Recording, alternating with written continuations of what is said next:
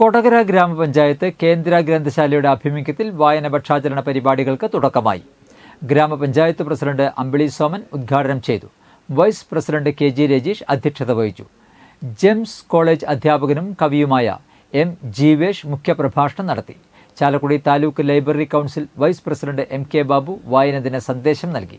വിദ്യാഭ്യാസ standing committee chairperson Divya Shaju, ക്ഷേമകാര്യ standing committee chairman Joy Nellissery, ജനപ്രതിനിധികളായ T K. Padmanabhan, Pranila Gireesan, Shini Jaison, C A. Rex, Sajini Santhosh, Latha Shaju, Biji Davis, M. Gopalan, വയോജനവേദി കൺവീനർ മോഹനൻ എ.കെ., ബാലവേദി president Mithravinda P R., librarian Sushama T. Shanthan എന്നിവർ സംസാരിച്ചു.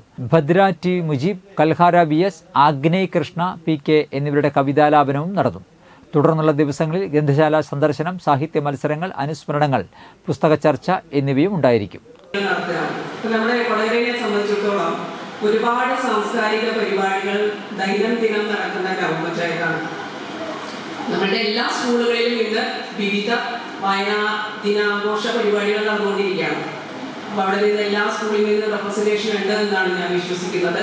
അപ്പോൾ വായനാ ദിനാഘോഷത്തിനെ കുറിച്ച് മറ്റുള്ള കാര്യങ്ങളെ കുറിച്ചൊന്നും പുതിയൊരു അറിവ് ഞാൻ തരേണ്ടതില്ല. മുഖ്യ പ്രഭാഷകരുടെ ലൈബ്രറി കൗൺസിലിലെ അംഗം ബാബേട്ടൻ എന്നിവരൊക്കെ നിങ്ങളോട് ഡീറ്റെയിൽ ആയിട്ട് സംസാരിക്കും. ഞാൻ എന്താക്കി മാറ്റുന്ന മനുഷ്യനെ നോക്കി കഴിഞ്ഞാൽ പഞ്ചായത്ത് വൈസ് പ്രസിഡന്റ് തുടങ്ങും പറഞ്ഞു ഒരുപാട് ജീവിതം ജീവിക്കാൻ കഴിയുമെന്നാണ് പറഞ്ഞത്.